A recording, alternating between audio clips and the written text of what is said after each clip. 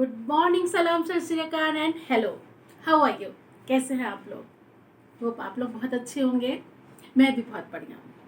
तो अलंकारों की सीरीज में प्रस्तुत है अर्थालंकार का नेक्स्ट अलंकार। इससे पहले आपने सारे अलंकार देख लिए होंगे, उम्मीद करती हूँ। तो प्रस्तुत है रूपक अलंकार। रूपक अलंकार कहाँ पर होता है? जब गुणों की अत्यधिक समानता होने के कारण उपमेय और उपमान का भेद समाप्त कर दिया जाता है। अर्थात जहाँ पर तुलना होनी चाहिए वहाँ तुलना ना होकर उनका भेद समाप्त किया जाता है, और जो तुलनात्मक वस्तु है उसका समानता हो जाती है, वहाँ पर रूपक अलंकार होता है।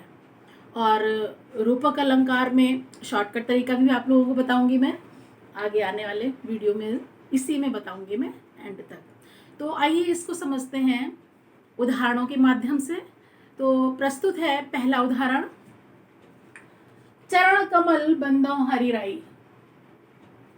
यहाँ पर चरण और कमल, हरिराई श्री कृष्ण, विष्णु या श्री राम, चरण कमलों की वंदना करता हूँ, यह है इसका अर्थ। चरण और कमल इन दोनों में एक रूपता दिखाई गई। जो चरण है वो कमल के समान है, तो यहाँ पर समानता नहीं बताई गई है। यहाँ पे चरणों को सीधे सीधे कमल मान लिया गया है कि हे श्री कृष्ण, हे श्री राम, मैं आपके चरण कमलों की वंदना करता हूँ। चरण कमल ही हैं।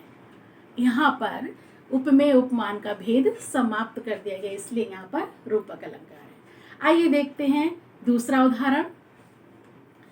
दूसरा उदाहरण है करें देव भव सागर पार।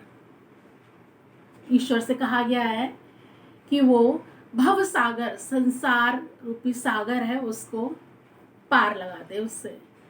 भव सागर, भव मीन्स संसार और सागर समुद्र। तो यहाँ पर समुद्र और संसार इनमें एक रूपता है, और भव सागर के बीच में एक डैश लगा होगा, एक पड़ी रेखा होगी, ये इसका शॉर्टकट होगा पहचानने का। तो करे देव भव सागर पार, संसार और सागर में एक रूपता है, एक ही माना गया है, तुलना नहीं की गई है, एक ही मान लिया गया है, इस कारण यहाँ पर रूपक अलंकार है। आइए अगला उदाहरण देखते हैं। सुषुम सेतु पर खड़ी थी, बीत गया दिन आह। ये ललादेव की पंक्तियां हैं, उनके वाक से ली गई हैं। उन्होंने बताया है कि वो सुषुम्ना नाड़ी को सिद्ध करने के लिए उस रास्ते पर चली गई थी। सेतु कहा गया है पुल, जीवन का जो रास्ते, जो बीच का पुल है, ईश्वर के पास जाना और इस संसार के लिए जो पुल है उस पर खड़ी है। तो सुषुम और सेतु, इसके बीच एक तो डैश लगा हुआ है, ये पहचान होगी इसकी। और दूसरी पहचान ये है कि सुषुम्ना नाड़ी और पुल सेतु इन दोनों में एक रूपता बताया गया। सुषुम्ना को सीधे सीधे सेतु बोला गया है, यहाँ पर पुल के समान सुषुम नहीं कहा गया है। सुषुम सेतु एक रूपता है, इस कारण यहाँ पर रूपक अलंकार है। आइए देखते हैं अगला उदाहरण। शशि मुख पर घूंघट डाले। शशि आपको पता होगा चंद्रमा को कहते हैं, और मुख ये भी मालूम होगा। चंद्रमा को एक मुख बताया गया है, मुख के समान नहीं बताया गया, इसको सीधे सीधे एक मुख बताया गया है। शशि मुख पर घूंघट डाले, इसका मीनिंग आपको समझ में आ गया होगा, बहुत इजी है। तो शशि मुख इन दोनों शब्दों के बीच में डैश है, बड़ी रेखा है, ये इसकी पहचान है। क्लियर?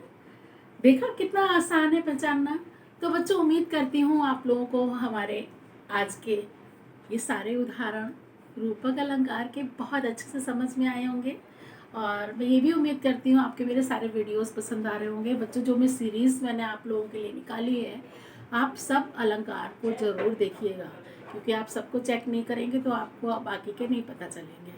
अगर आपको हमारे वीडियोस पसंद आ रहे हैं तो प्लीज़ शेयर, लाइक, सब्सक्राइब, और तब तक के लिए बाय बाय।